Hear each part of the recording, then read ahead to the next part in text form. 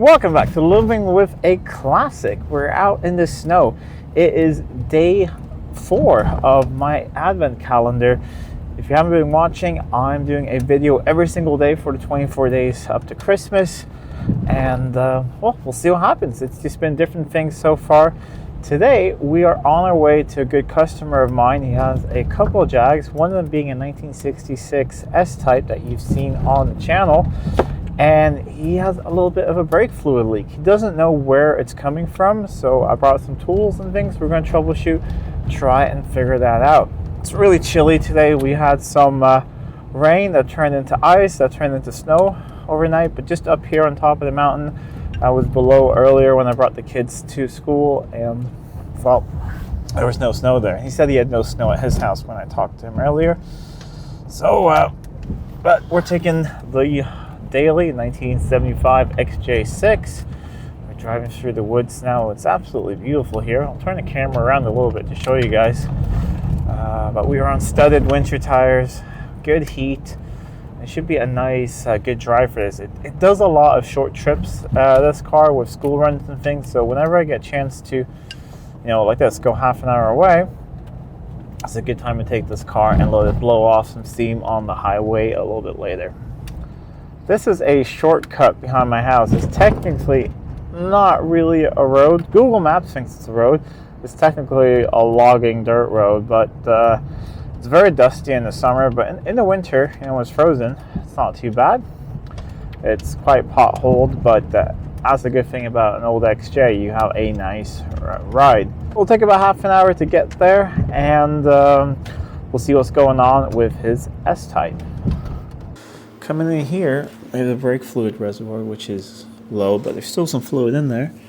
And I checked down here, and there's wetness under there. So I have a spare hose with me. We'll take that off, change the hose, and we'll pressurize the system and see if we have any more leaks. With the container removed there, you can see it's leaking right down there. So pull the hose off, and yeah, it's cracked, and there's dried brake fluid around there. So I have a new hose there, ready for brake fluid, some new hose clamps. So we'll try and pressurize the system, see if we have any leaks, and fill up with new stuff. And I think probably don't have to bleed it just because the leak was so high up in the system. Everything looks nice and dry around the master cylinder. On my way back now, and we're almost home. In the distance, you can see the mountain range, or mountain ridge that I live on. And as you see, there's no snow here, but up there, there's a little bit of snow. Ended up being something you couldn't fix right now. It's actually a crack in the brake fluid container. I believe I have one at home. I'm going to have a look. If so, come back later this week. If not, we'll have to order one for him. So that's a little unfortunate, but at least it's a good place to have a leak where we don't need to re-bleed the whole brake system and do everything else. But I want to show you guys the beautiful sun over here. So just a couple minutes you'll see, or not even that, a few seconds up here, you'll see, mountain ridge over here, all up front, and snow up there. So we'll head back, and then I'll show you the crack. It's pretty bad. Someone had botched it before, which wasn't very nice. Now we're a little closer. You can see the highway going up the mountain here, and you can see snow up here. So it's just a tiny bit different in elevation. It makes a big difference when it's just around freezing. And now we're up on the mountain, and it's just so different.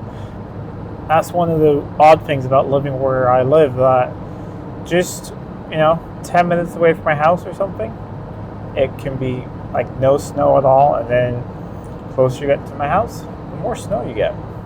Back in the workshop, and here is the fending item, and there is the massive crack.